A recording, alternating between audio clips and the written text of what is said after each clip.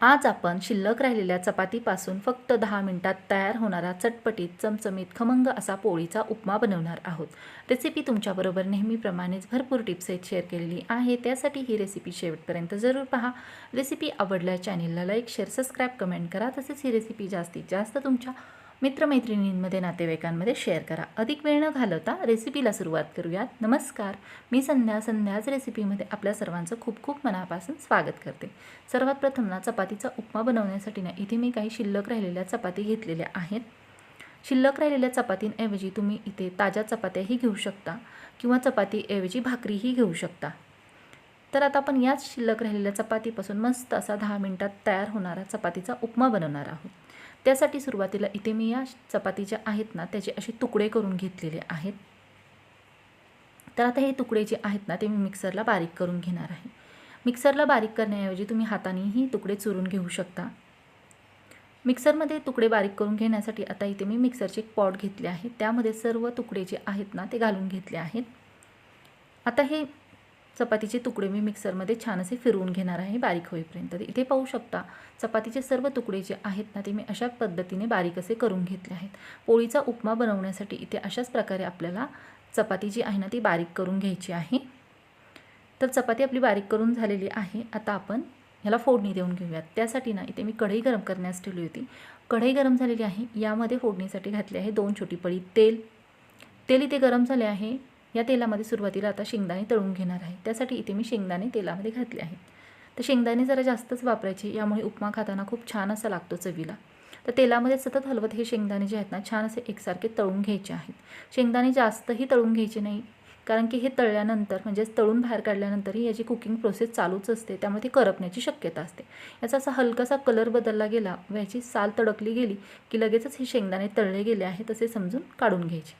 तिथे पाहू शकता शेंगदाणे छान असे तळले गेले आहेत। तळलेले सर्व शेंगदाणे इथे मी बारीक केलेल्या चपातीवरतीच काढून घेतलेले आहेत। त्यानंतर आता इथे उरलेल्या तेलामध्ये मी घालून घेत आहे कांदा। तर इथे मी मोठ्या आकाराचा कांदा जो आहे ना तो अशा पद्धतीने चिरून घेतलेला आहे। तर हा सर्व कांदा जो आहे ना छान असा एकसारखी गुलाबी रंगावरती तळला जावा ना यासाठी यामध्ये पाव चमचा मीठ घालून घेतले आहे। मीठ घालून घेतल्यानंतर आता हा कांदा जो आहे ना तो व्यवस्थित असा मिक्स करून घेत छान असा गुलाबीसर रंगावरती तळून घेत आहे। तर कांदा इथे आपल्याला जास्तही तळायचा नाही, याचा हलकासा कलर बदलला गेला पाहिजे इतपतच तळून घ्यायचा आहे। तर इथे कांद्याचा हलकासा गुलाबीसर रंग बदलला गेला आहे। तर आता कांदा अशा पद्धतीने बाजूला करून या तेलामध्येच मी फोडणीसाठी अर्धा चमचा मोहरी घालून घेतली आहे। ही मोहरी जी आहे ना तेलावरती छान अशी तडतडली गेली की लगेचच यामध्ये मी जिरे घालून घेणार आहे। तर मोहरी यासाठी घातली नाही कारण की सुरुवातीलाच तापलेल्या तेलामध्ये मोहरी व जिरे घातले ना ती बाकीची फोडणी तयार होईपर्यंत करपले जातात। तर इथे मोहरी तडकल्यानंतर यामध्ये अर्धा चमचा जिरे घालून घेतले। जिरे व मोहरी छान अशी इथे मी कांद्यामध्ये आता मिक्स करून घेतली आहे। यानंतर आता इथे या कांद्यामध्ये घालून घेत आहे काही हिरव्या मिरच्यांचे तुकडे। तर इथे मी माझ्या तिखटाच्या आवडीनुसार हिरव्या मिरच्यांचे तुकडे वापरले आहेत, तुम्ही तुमच्या तिखटाच्या आवडीनुसार हिरव्या मिरच्यांचे तुकडे वापरू शकता। ॲड केलेले हिरव्या मिरच्यांचे तुकडे इथे कांद्यामध्ये छान असे परतवून घेत आहे। तर हिरव्या मिरच्यांचे तुकडे छान असे कांद्यामध्ये परतले गेले आहेत, पाहू शकता। यानंतर आता इथे मी काही मसाले घालून घेणार आहे। तर सुरुवातीला घालत आहे अर्धा चमचा हळद। गॅसची फ्लेम जी आहे ना ती इथे मी लो टू मीडियम ठेवलेली आहे। तसेच पाव चमचा हिंग, पाव चमचा बडीशेप। बडीशेपमुळे ना हा पोळीचा उपमा खाताना खूप छान असा लागतो चवीला। तसेच पाव चमचा साखर घातली आहे चवीसाठी। थोडीशी बारीक चिरलेली कोथिंबीर। आता ही सर्व कांद्याची फोडणी जी आहे ना ती छान अशी मिक्स करून घेत आहे। फोडणी जर व्यवस्थित अशी बसली ना तरच आपला पोळीचा उपमा खाण्यासाठी खूप छान असा लागतो चवीला, त्यामुळे फोडणी व्यवस्थित अशी तयार करून घ्यायची। तर पाहू शकता फोडणी छान अशी परतवून तयार आहे। यामध्ये आता घालून घेत आहे बारीक करून घेतलेली चपाती तसेच तळून घेतलेली शेंगदाणे। यानंतर यामध्ये घालत आहे चवीनुसार मीठ तसेच बारीक चिरलेली कोथिंबीर। कोथिंबीर व मीठ घालून घेतल्यानंतर ना आता हे सर्व साहित्य जे आहे ना ते छान असे गॅसच्या फुल फ्लेमवरती एकजीव होईपर्यंत मिक्स करून घेत आहे। तर इथे पाहू शकता जसजसे हे सर्व साहित्य मी मिक्स करत जात आहे ना तसतसे याचा कलर बदलत आहे। तर पाहू शकता किती छान असा या उपम्याला कलर आला आहे, अगदी मस्त असा चटपटीत चमचमीत दिसत आहे। ह्याचा कलर पाहू शकता, टेक्स्चर पाहू शकता, अगदी पाहताक्षणीच खावेसे वाटत आहे.